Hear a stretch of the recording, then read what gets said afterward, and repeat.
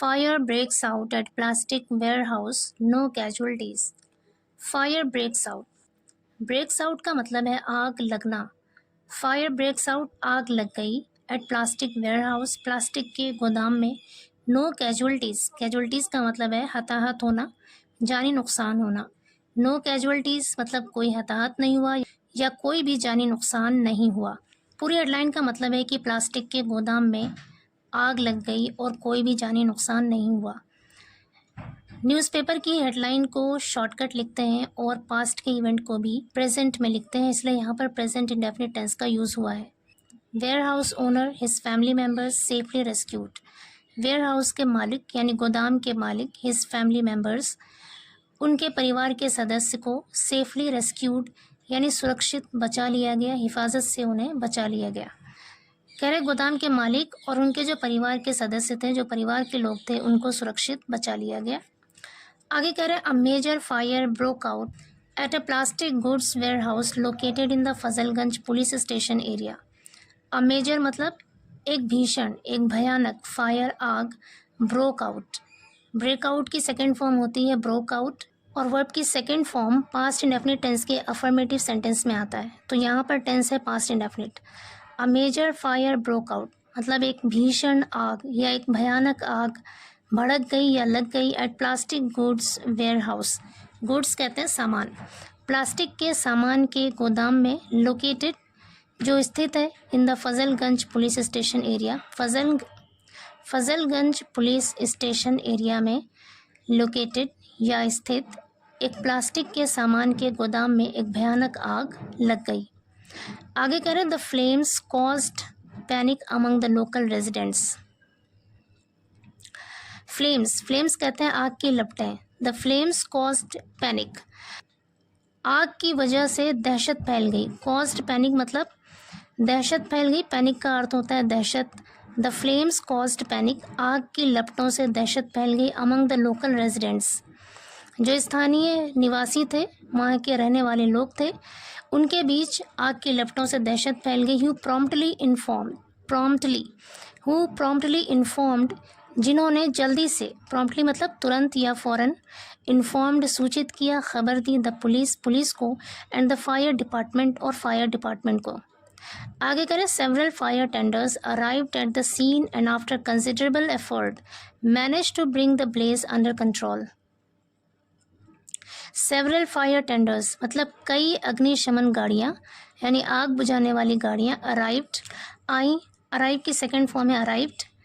कई आग बुझाने वाली गाड़ियाँ आई एट द सीन मौके पर यानी घटना स्थल पर. And after considerable effort. Considerable effort का मतलब है बहुत ज़्यादा कोशिश, बहुत ज़्यादा मशक्क़त के बाद. Manage to bring the blaze under control. Bring the blaze under control का मतलब है आग पर काबू पाना. ब्लेज मीन्स होता है आग. ब्रिंग अंडर कंट्रोल मतलब काबू पाना या फिर नियंत्रण करना. मैनेज का मतलब है यहाँ पर सफल हो गए. Manage to bring the blaze under control आग पर काबू पाने में कामयाब हो गए, सफल हो गए काफ़ी मशक्क़त के बाद. आगे करें the warehouse owner and 5 of his family members who were trapped on the first floor of the building were safely rescued. Warehouse के मालिक and 5 of his family members और उसके परिवार के सदस्यों के 5 लोग who were trapped जो फंसे हुए थे, फंस गए थे on the first floor of the building इमारत के फर्स्ट फ्लोर में, पहली मंजिल में फंस गए थे. वर सेफली रेस्क्यूड उन्हें सुरक्षित बचा लिया गया. आगे कह रहे हैं fortunately no casualties were reported. Fortunately मतलब खुशकिस्मती से. फॉर्चुनेटली का अर्थ है सौभाग्य से या फिर खुशकिस्मती से. नो कैजुअल्टीज़ कोई भी जानी नुकसान नहीं हुआ, कोई भी हताहत नहीं हुआ. कह रहे हैं कि सौभाग्य से किसी के हताहत होने की खबर नहीं दी गई. And the extent of the damage caused by the fire is yet to be determined. Yet to be determined का मतलब है अभी भी तय करना बाकी है. डिटरमिन्ड का अर्थ है तय करना या फिर निर्धारित करना. द एक्सटेंट का मतलब है यहाँ पर सीमा, हद.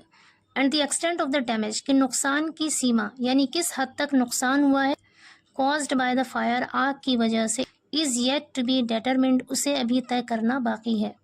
आगे करें the plastic goods warehouse is owned by Virendra Ahuja who resides on the upper floor with his wife Asha, son Arav, daughter Meera, nursing staff Sonu and grandson Arush. कह रहे प्लास्टिक गुड्स यानी प्लास्टिक के सामान का गोदाम is owned by Virendra Ahuja, यानी उसके मालिक वीरेंद्र आहूजा हैं।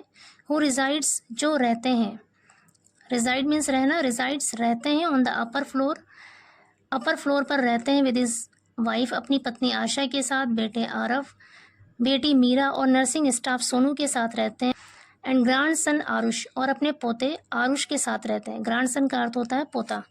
Due to Virendra's paralysis, Aarush has been overseeing the business operation. Virendra की पैरालिसिस की वजह से, यानी उसके लकवे की वजह से, पैरालिसिस का अर्थ होता है लकवा, Aarush has been overseeing, Aarush देखभाल कर रहा है द बिजनेस ऑपरेशन, व्यापार के कामों का, यानी उसके जो व्यापार चल रहा है उसके कामों की देखभाल आरुष कर रहा है, आरुष चला रहा है। हैज़ बीन के साथ ओवरसीइंग वर्ब की आईएनजी फॉर्म है और यहाँ पर प्रेजेंट परफेक्ट टेंस का यूज़ हुआ है। Aarush has been overseeing the business operations, operations का मतलब यहाँ पर काम, बिजनेस ऑपरेशंस मतलब व्यापार का काम, ओवरसी मतलब देखभाल करना।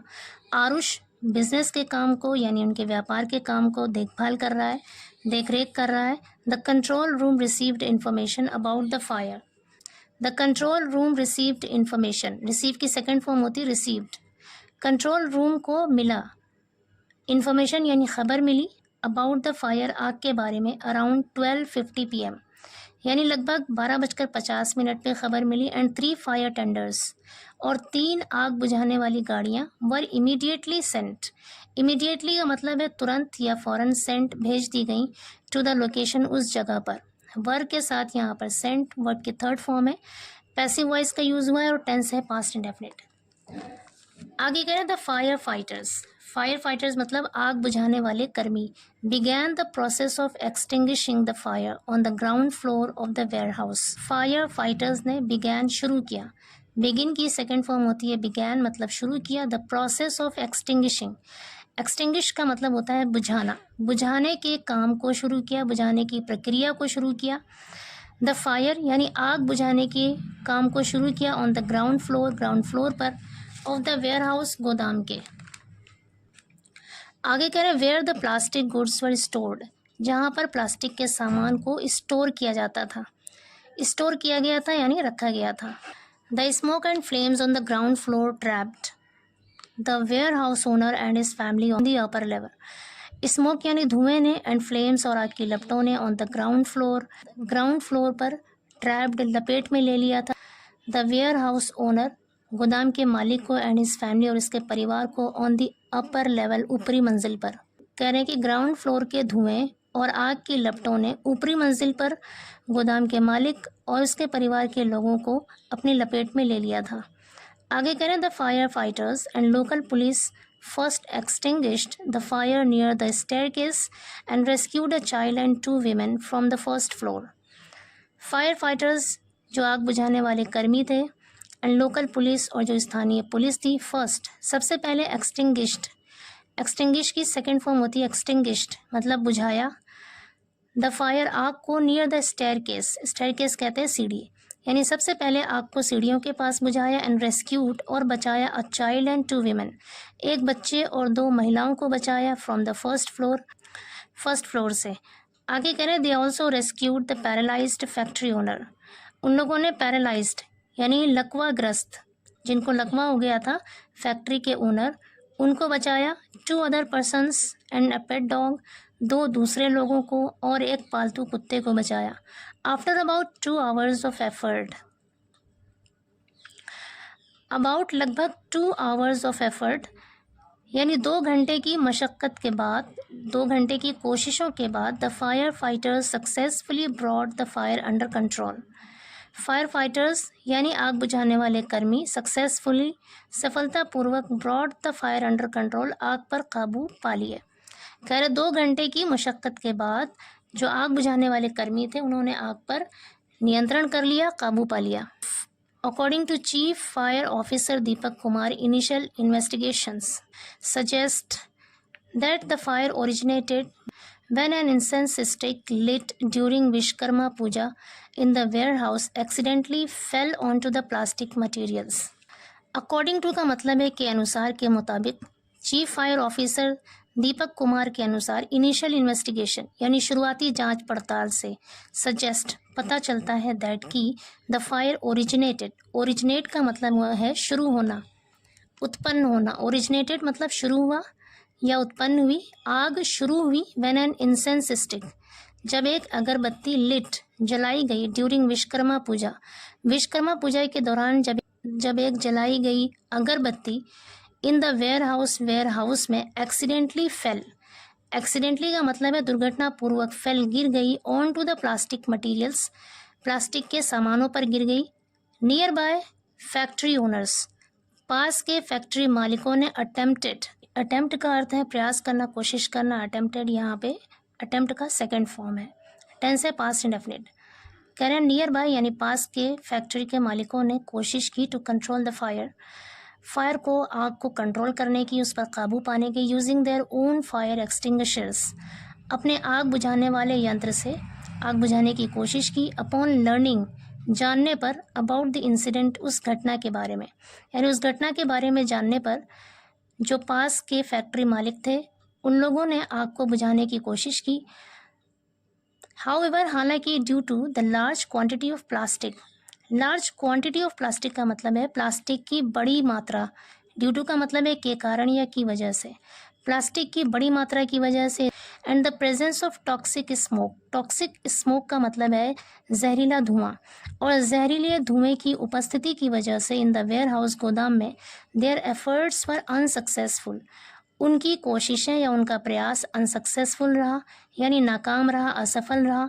And the fire rapidly intensified, rapidly का मतलब है तेज़ी से, इंटेंसिफाई का अर्थ होता है बढ़ना। इंटेंसिफाइड यहाँ पे सेकंड फॉर्म है इंटेंसिफाई का, इसका मतलब है बढ़ गया। हम कह सकते हैं आग तेज़ी से भड़क गई। कहने का मतलब है कि उनका प्रयास असफल रहा, नाकाम रहा और आग तेज़ी से भड़क गई।